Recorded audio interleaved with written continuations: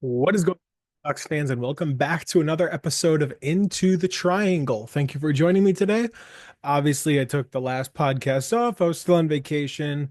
The Red Sox, even though they won the last game of the Phillies series, I was kind of tired from, also just like enjoying my vacation, going outside, doing all that stuff. And then also just didn't really want to talk Red Sox, wanted to just relax, get some rest. And I figured, hey, you know what? We'll move on to the Dodgers, and hopefully that will be better.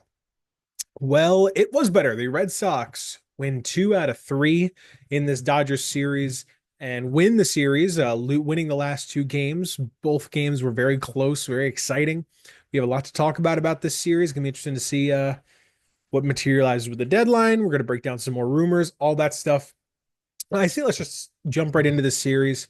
Um, I'm not really going to talk about game by game. I find that too formulaic. What I'm going to do instead, I'm just going to kind of throw out my main thoughts, main takeaways from the series. My first main takeaway is the offense doesn't look great, but they're coming through when you need them to. And that is a good thing. It's not a I mean, it's never a bad thing when the offense comes through. When the offense is playing, when the offense gives you just enough to win, that's never a bad thing. But I really do feel like this offense has not been good since the Rockies series, which was a long time ago at this point. You like want to be more active on offense. And it kind of comes through when, you're playing the Dodgers, where like they have so many pitching injuries. You're talking about facing Dustin May, who has a ERA near five. You're talking about, facing a very old Clayton Kershaw. And who started for him in game one? I'm not even sure who started for the Dodgers in game one, if we're being honest. See if I can find that. But my point still stands that like these are pitchers that are not necessarily meant to be world beaters. They're not meant to be the type to like dominate you in any way. They're not like the pitchers where you're going in, you're like, oh damn, we have to gotta face the Dodgers pitchers, gotta face this guy, gotta face this guy, gotta face this guy. They don't have that rotation because they've just been so banged up. They've been so hurt, and they've been really, like, frankly, struggling. And that's probably one of the main reasons of their random struggles to, really come through, where these guys are so hurt on the pitching side. You kind of wanted to see more damage. Oh, yeah. Sheehan started game one. Sorry. Sheehan. So Sheehan in game one, Kershaw in game two, Kershaw's obviously a legend, but at this point in his career, I mean, he's striking at like 6 per 9. And then you have Dustin May in the finale today. You kind of wanted to see a lot more out of this offense. And, you could give the team some benefit of the doubt when you're playing the Cubs, and, you face Imanaga, and you face all these, like, the Cubs have a very steady rotation top to bottom. If you have a kind of a slow offensive series against them, it's understandable. Then you go to Philadelphia, where you face Zach Wheeler and Christopher Sanchez, who are two currently probably the best pitchers in baseball. And then you take advantage when you play Jesus Luzardo and you score runs. So I was willing to give the offense a little bit of benefit of the doubt, but I wanted to see come back to Fenway. I wanted to see them really grab the bull by the horns in this series and like take advantage offensively. And they just didn't. And, I mean, listen, you win the series. There's not much to complain about when you win the series, but, you know, 10 runs in 3 games. It's not going to get anyone excited. The Dodgers out hit you in all these games today. They had like 14 left on base or something today. The Dodgers, it was crazy. Um, but it does say something when you have a team like this that's finding ways to win. Now, is this a sustainable formula? No. You should be able to score runs against pitchers that aren't very good. You just have to do that. Like Dustin May, sure you got four off of him, but the Red Sox have kind of been in this thing of like they only score runs in very quick bunches. So rather than having a 8-run performance where you score 8 runs over the course of 9 innings. The Red Sox will have a 5-run performance, but they score 5 runs over the course of like 2 innings. So they've been doing this thing where they've been like getting bunch runs, bunch scores. And once again, runs are all the same, no matter how you get them. You could get 5 runs on 5 errors. Like, I don't care how you get your runs as long as you're scoring. That's what I care about. But the real point is that, like, how many times are you going to keep relying on yourself to build a win based on a blow up inning? You have the inning with May today where Roman Anthony hits a triple off the wall, by the way. Got that toe injury, something to monitor, but I ultimately think Anthony will be okay. Just got hit on the toe. Probably just will need a couple, a little bit of ice, a little bit of rest, and he'll be okay. Maybe you'll see him sit out tomorrow against the Twins, but I would expect him to be fine in the long term. You got that Anthony triple, scores Toro, and then you have the um Bregman 2-run shot over the monster. So, those are your 3 runs right there. The other run came in the first, I believe, the Trevor Story sac fly. So, like, you win the game, it's enough to get through. You end up feeling okay, but I still want that offensive breakout from the Red Sox, and I want that more consistent offensive approach, game in, game out. Now, will maybe we see that once the Red Sox add, let's say, a game changer at first base, if they had a game changer at first base after the deadline? Like, if the Red Sox leave the deadline, they add a legitimate hitting first baseman, someone that's better than Abraham Toro. And maybe, it's like a Kyle Schwarber thing where his bat can add a little bit of juice to the offense, and suddenly players are hitting a little bit more comfortable when, instead of having Abraham Toro behind them, they have this guy in front of them. Like, that would be the type of thing that could perhaps take some pressure off of some of the players that are really expected to be producing right now that aren't. Romy Gonzalez, like, kind of looking at you, Romy. Narvaez hasn't been very hot as of late. Willier's on a really cold streak. Like, these are guys that throughout the year they've been very good for you, and now all of a sudden they're not performing and no one is really picking up the slack. Bregman seems to be coming along. Roman Anthony is a fantastic baseball player already. Like, those guys are going to be able to do a lot for you, especially when I liked Roman Anthony leading off today, just how much he gets on base, how well he reads the zone. When you have that guy batting first, and then you have Bregman batting second, and then I kind of liked Duran at third. I like the experiment where, like, hey, Duran's been playing well. He's on a little bit of a heater right now. He's perhaps one of the only Red Sox offensive players that's on like a good run right now. Why not give Duran a shot at the 3 hole when he's only getting on base and he's, like I said, batting 260. It's not like he's drawing a ton of walks. Um, so hey, like, I liked that. I think those guys can do a lot for you, but you're gonna need some, like, one of the strengths of this Red Sox offense is that, hey, while their 1, 2, 3, 4 might not match up against a team like the Dodgers, who has Betts, Ohtani, Freeman, Max Muncy when he's healthy, Will Smith, like, these guys are Teoscar Hernandez. Like, this, like, 1, 2, 3, 4 is like the best in baseball for the Dodgers, but then you're looking and you're like, oh well, you have Michael Conforto batting seventh. It's like, okay, one of the strengths of the Red Sox is that while maybe their 1, 2, 3, 4 can't match up against the Dodgers, you're talking about, well, our 1, 2, 3, 4 isn't better than yours, but our 5 through 9 is better than anyone in baseballs, or as good as anyone in baseballs. That's a huge strength to have a consistent kind of attack on offense where there's never a batter where really, except for Connor Wong, where you can, like, take the at bat off and just say, all right, I'm just gonna pitch this one. I'm getting him 3 pitches down the middle. He's not gonna do anything with it. You know, that's one of the strengths, and we need to see that offense come back if the Red Sox want to be serious. And perhaps I think adding a first baseman could do that. Adding a backup catcher could do that. You're going to need to add a couple things here to see, okay, how is this going to turn out? What's it going to look like? We'll see how it looks. Now, another thing I want to talk about real fast, just hit on it. Chapman, obviously, scary. Velo was way down today, like way down. I think he was throwing like 94. Obviously, this is a guy in Chapman who I think has touched 103 this year. Scary.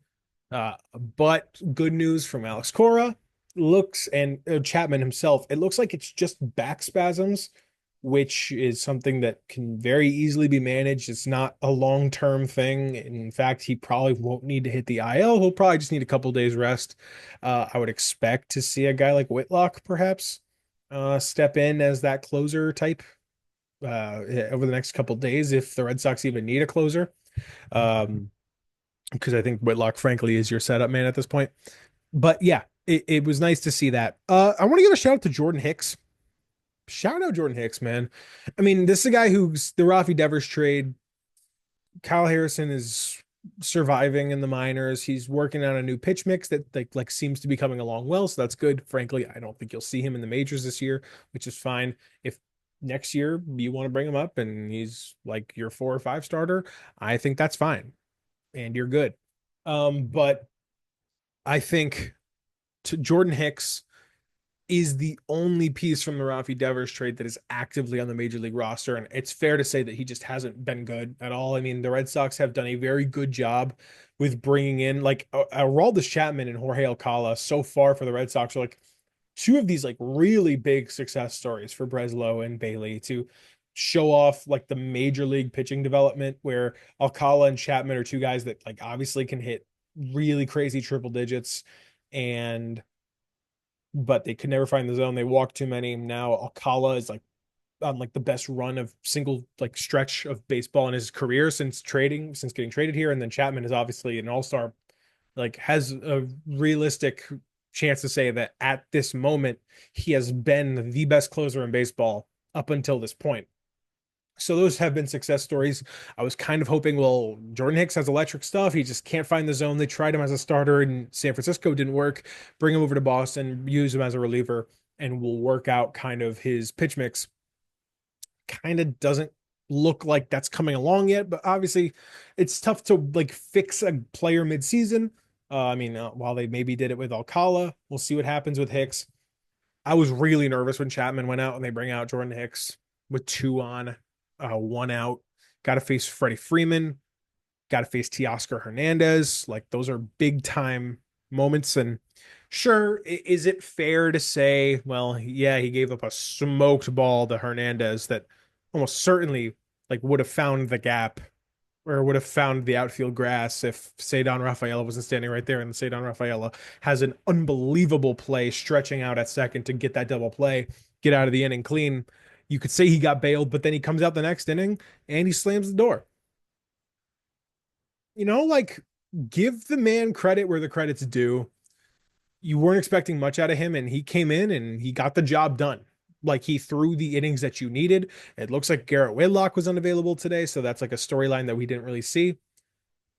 I am so happy with what Jordan Hicks did today. And, is it necessarily like, oh, this guy's going to be an all-star? This guy's going to change the way Boston can look at their bullpen? No, but to see that he can come out and give you those innings and come through with a 5-out save, really great work from Jordan Hicks. I'm really excited with what we saw from him.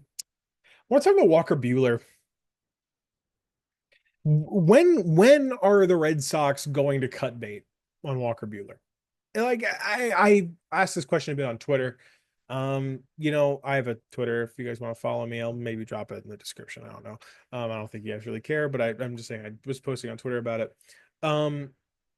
Where I'm saying like how many teams that are in the playoff picture or like the Red Sox are currently in the second wild card spot. They are there. They are firmly in the playoffs. How many teams that are in a similar position or trying to be in a similar position as the Red Sox have a pitcher that is as bad as Walker Buehler getting as many innings as Walker Buehler is for this team right now? Because it is rough. He's starting every 5th day. Like Walker Buehler is just good enough to the point where I would be fine if he was like a AAA swing starter that came up when I don't know. Oh, Garrett Crochet, his arm's a little tight. He's not he's fine, but hey, he's walking off the mound, he tweaked his ankle. We're gonna give him the day. We're gonna bring the swing starter out, something like that. Anything. He's fine for that. For him to be at the major league level starting every 5th day is just unexcusable for a team that is trying to do what the Red Sox are trying to do, which is make the playoffs. And with this current AL slate, make a significant push for perhaps to get to the ALCS, something like that. Walker Buehler just isn't good enough. And I'm seeing reports now that If the Red Sox were to trade for a starter, which we obviously hope that they do, if the Red Sox were to trade for a starter, they would likely send down Dick Fitz and not DFA Walker Buehler, which is really frustrating. Like to see Walker Buehler walk every pitcher on the face of the earth. I mean, every hitter on the face of the earth. He walked Miguel Rojas twice, the 9 hitter. He walked Miguel Rojas twice to face Mookie Betts and Shohei Ohtani as the 1-2. Like, throw strikes. You're a major league pitcher that has been here for a while. You have to be able to throw strikes. Like, at the bare minimum, if he's throwing pitches that were like maybe like dotting every once in a while, he's throwing pitches that are like hitting the zone reliably, but he's getting tanked. Like he throws a fastball that's middle and just gets blasted. I would respect that more than whatever the hell Walker Buehler was doing out there today. Like walking the bases loaded, walking the 9 hitter, walking the 8 hitter, can't throw strikes. He gets in like an 0-2 count against the 8 hitter, and then he throws 4 straight balls. Just can't, too afraid to throw a strike or can't locate the zone. I like Walker Buehler. He seems like a nice guy. I've seen fans even say like, "Oh, we'll put him in the bullpen."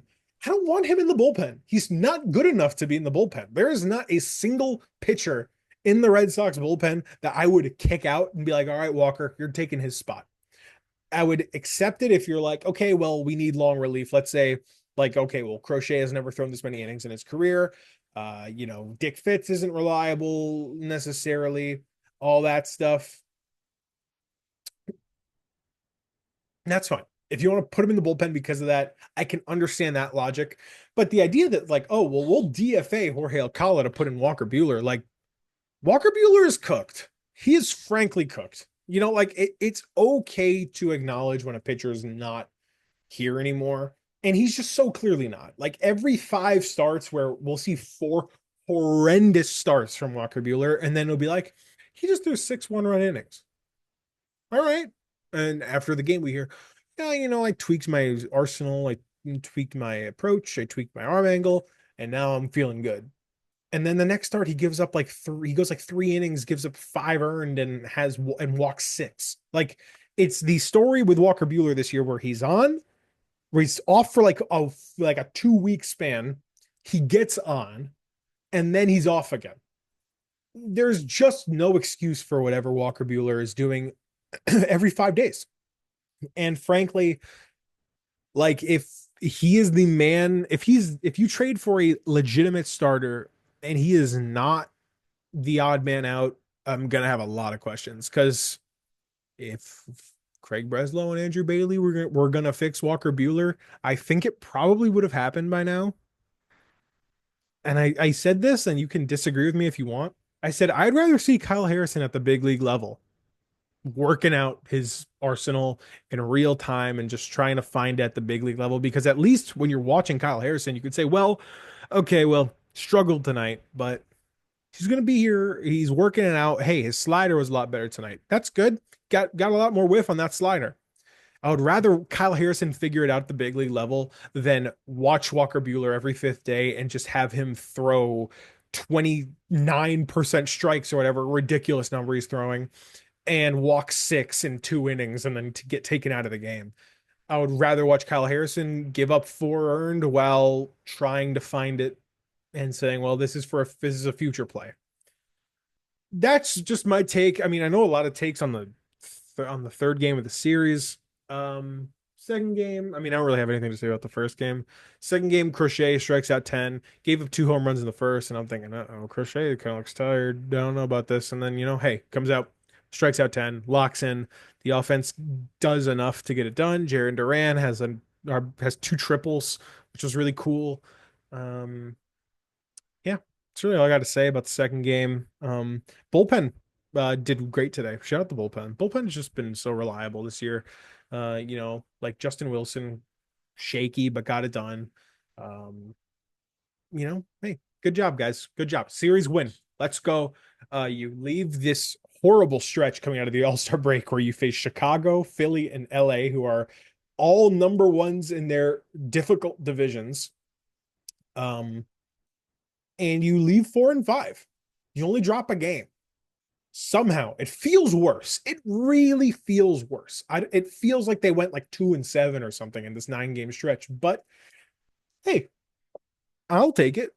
I'll go 4-5. That's a totally acceptable record. Now you play the Twins. You gotta get this series. You gotta get the Twin series because then right after that, you're on to the Astros again, and like that's then you're right back on the clock. But get this series against the Twins. I think Byron Buxton is hurt. You're not seeing Joe Ryan. Like it's time to go. You got to win the series because the Astros and the Mariners and the Rays, who we will talk about, are all nipping at your heels. But at this point, good series win. Things to build on, things to work on. But hey, good series win. Shout out Roman Anthony and Alex Bregman and Jarren Duran. You guys are superstars. I love you guys. Let's talk about these rumors that I got on this piece of paper here. A hefty bunch to talk about here with these rumors. Let's start with the big rumor that a lot of Red Sox fans have been a buzz about. Yandy Diaz. Could Yandy Diaz be a Red Sox? Yandy Diaz is like one of the most annoying players that I have to watch the Red Sox play very often. We all have to watch the Red Sox play very often. He's such a pest. He connects with the baseball so often, and like he has this way of like working like a 3-2 count, and then he just fouls everything off, and then he like hits like a little nubber off the end of the bat that drops into right field on a bloop. He's just that kind of pesty hitter. He hits for power. He's a good defender at first base. If the Red Sox managed to add him, it would be big. And if you guys don't know what I'm talking about, multiple reporters, Buster Olney, Ken Rosenthal, have come out in the last couple days and essentially said explicitly that the Rays thought they were going to buy. Now they think they're going to sell. They're on a really bad stretch right now. Now they think they're going to sell. And that means guys like Yandy Diaz could be on the table, which they then immediately follow with. And Yandy Diaz would be a great fit for the Red Sox. This comes a while ago after Chris Cotillo said that the Red Sox were very closely monitoring Diaz. The big piece about him is that he has another year of control after this, which means that it would be, it wouldn't just be a rental for an aging player. It would be, hey, this guy's going to be on our team for the next year and a half, and he'll make a legitimate difference. And we could warrant giving up the prospects because he would like be here for a significant amount of time. Diaz is an electric hitter. I do find it very interesting how both of the reporters said we think he'd be a great fit for the Red Sox. They did, and reminder, they did not say any other team. They didn't say he'd be a great fit for the Red Sox, the Cubs, the Astros. Like they didn't say that. They said he would be a great fit for the Red Sox. We know that the Red Sox have been monitoring him. Who knows? Maybe like they were in way earlier and they already know what kind of package that they want to center it around. Maybe they're just waiting. They have like an offer out and they're just waiting for the Rays to like accept that they're going to sell. But either way, it looks like the Rays are heading towards a sell, and it looks like Yandy Diaz could be on the table. And if Yandy Diaz is on the table, the Red Sox are going to be calling. And that would be a very exciting thing. It would be a legitimate, like all-star caliber player added to the lineup for the next couple of years, taken away from a division rival at a position of need. It's going to be very interesting to watch the developments with Yandy Diaz. I'll be very closely monitoring that. Obviously, if anything happens over the next 3 days before I have to do my next pod, I will do an emergency pod. So keep an eye out for that. Edward Cabrera. A report came out from Ari Alexander today that the Red Sox and Cubs are two teams specifically that really like Edward Cabrera. I like Cabrera, as you saw in my pitcher tier list. I think I had him in tier 3, which would be like or I might have had it even in tier 2 where it's like great ad, but not like elite.